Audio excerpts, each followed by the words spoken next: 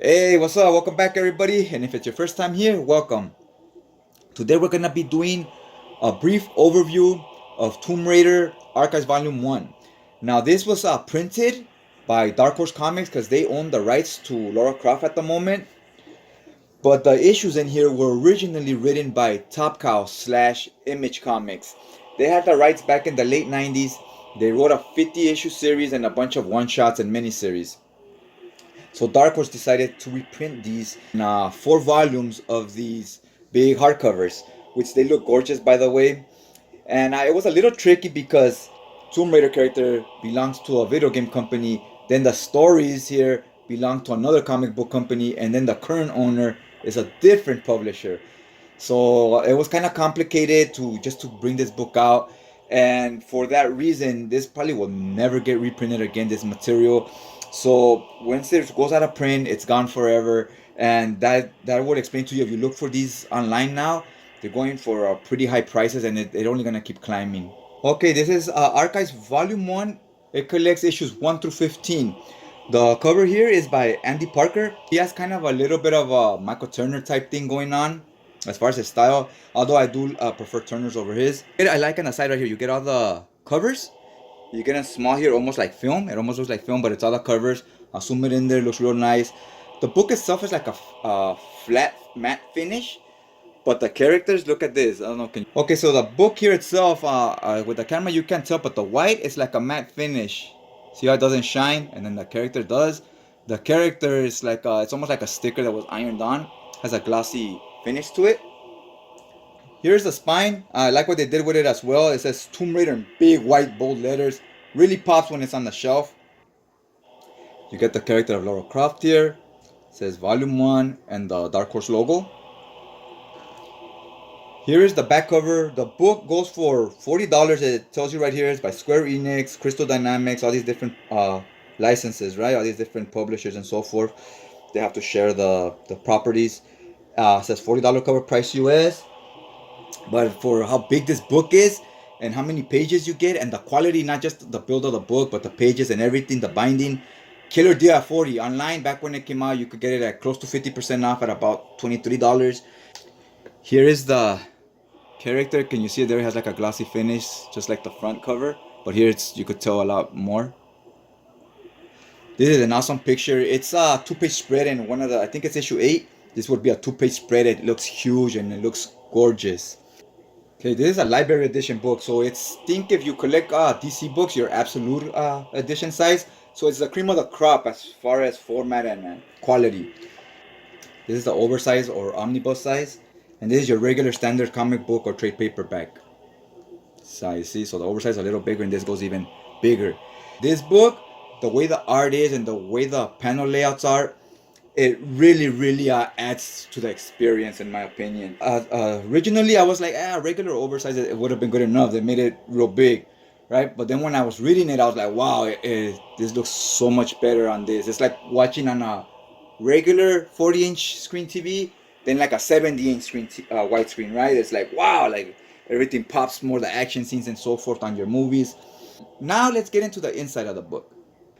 Here's the inner cover. Has a big picture of Lara Croft with her 2 handguns. That's her signature move, is to jump sideways, do a spin roll while unloading two semi-autos, right? And the video art books look the same size, so it doesn't do it justice, right?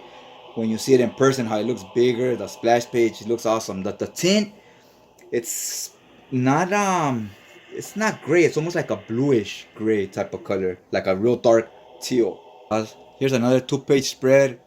Again, looks real nice. I love the design of this. If you're familiar with the Buffy Dark Horse library books, it's the same thing. Those are really well built as well.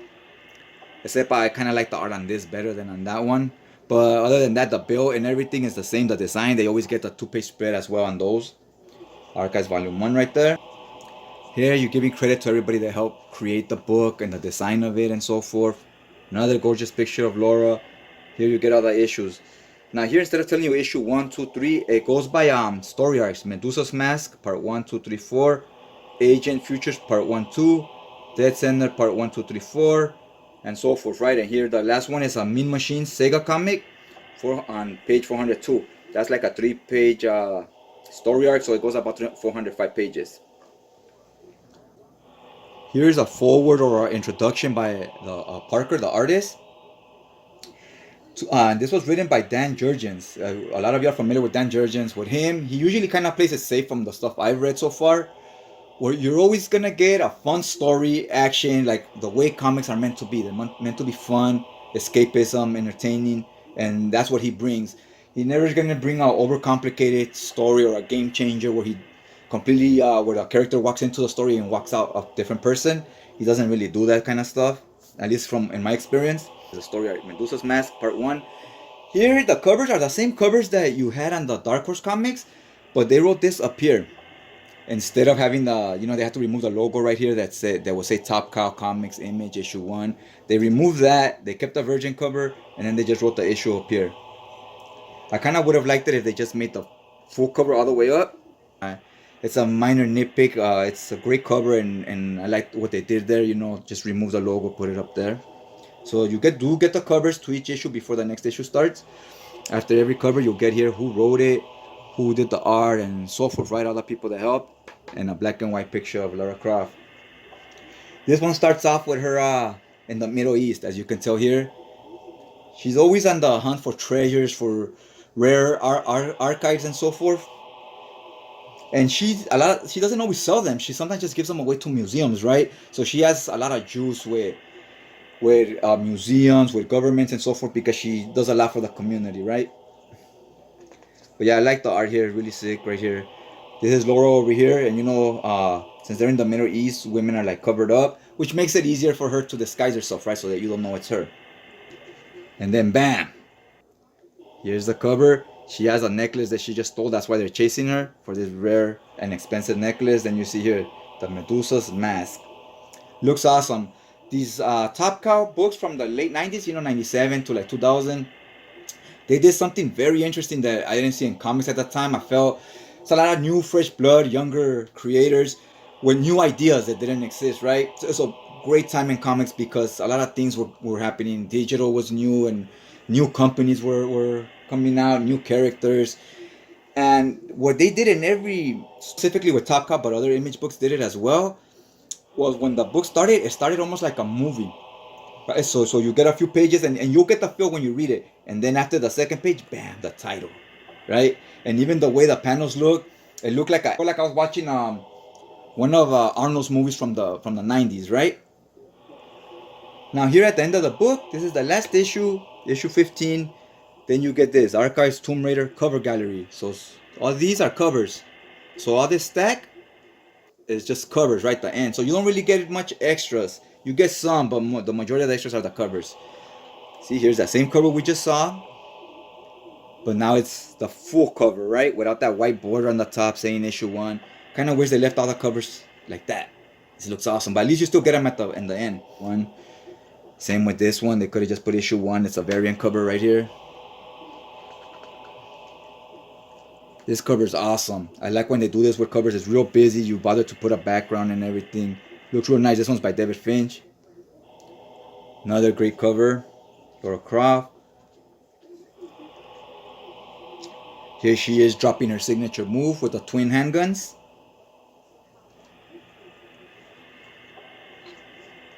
This one's probably one of my favorite ones, is this one. I really enjoy this cover. I've always liked it since I saw it on the cover of, was it a trade or was it just a single issue? Though when I got into comics, I saw that issue and it always, that cover, and it always grabbed my attention, and it made me want to pick up this series and read it.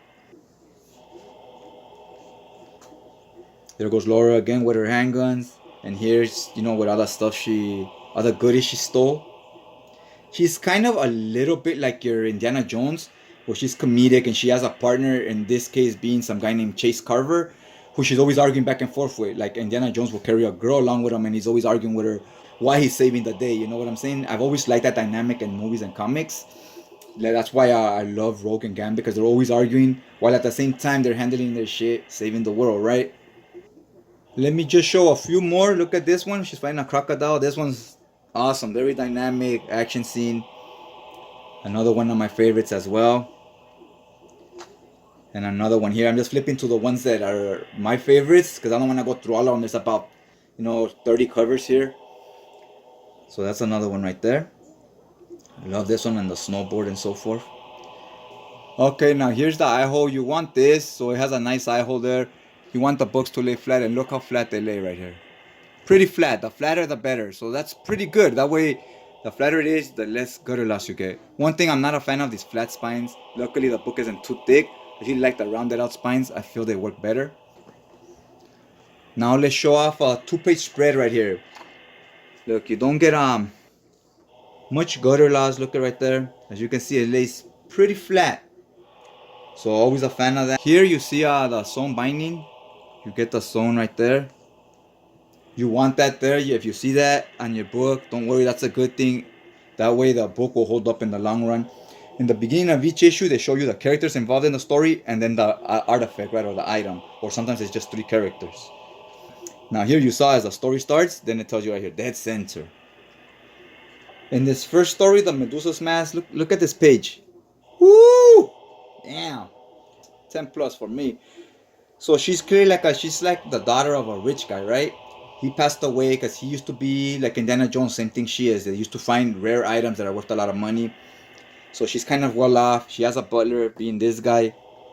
In the first story arc, he feels like he's her butler and she's Batman, right?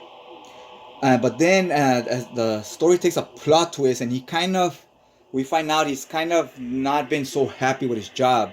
He's and your dad's owns a lot of businesses, right? And he's never offered me a better position on one of the other spots, right? Like I'm always just the butler. So he's kind of a disgruntled employee, if you will. And look at here, she's looking for something in the ocean. And you see these villains, they put like a bomb right there. Then we get a panel right here of her swimming around.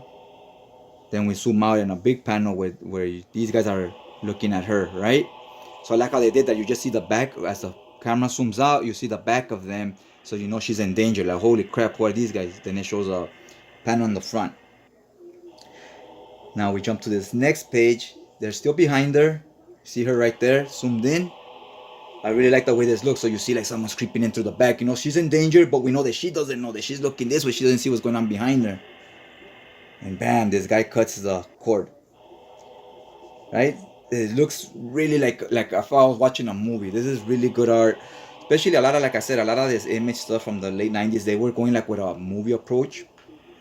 And right when you change the page, bam, that bomb blew up. The bomb they just put on the ship. So now she knows some shit's going down, and when she turns around, it's too late because her cord for air has been cut. And you see her expression here. I like how they zoomed in here. You see, holy crap. So she's just as shocked as we were in the page before when we saw that they were behind her doing that, right? Awesome. Then here the issue ends. Ship blew up. She doesn't have her thing to breathe. We see the water bubbles just coming out of it. She's passed out in the water. Right? That's the end of issue 1. So we're like, holy shit. What's gonna happen to Lara Croft? How the hell do you read issue 1 and not want to pick up the next issue, right? So you get clear cliffhangers like this at the end of every issue. And then you needed that when it was issue to issue. And even though this was all, you were binge reading it because it's all in one collection, it still had the same impact for me. It was still like, holy hell, like, well, how's she gonna get out of this one, right? Here's the cover to the next issue. Not my favorite cover, but you do get the full cover, which I like. And again, this thing I wasn't the biggest fan of, this white bar back here, but it is what it is. Flip a little bit to the next page. Holy, look at where the next issue starts. That was perfect in this book. You open it and you get a huge page, and now the guys are swimming together while she's passed out.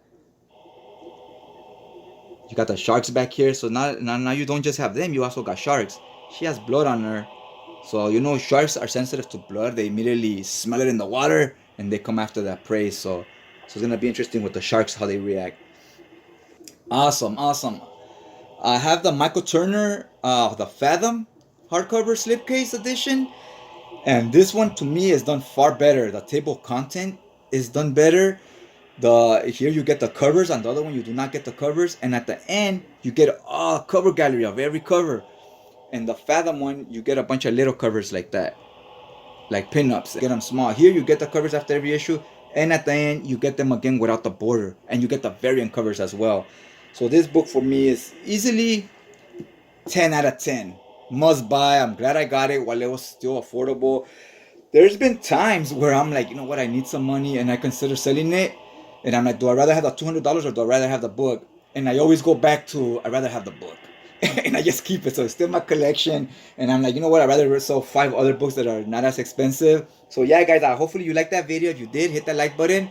Hopefully this brought something of substance for you. It answered any questions you had. And if there's any questions that were left unanswered, go ahead and leave them in the comment section down below. And I'll answer them to the best of my knowledge. Other than that, I'll check you guys out next time.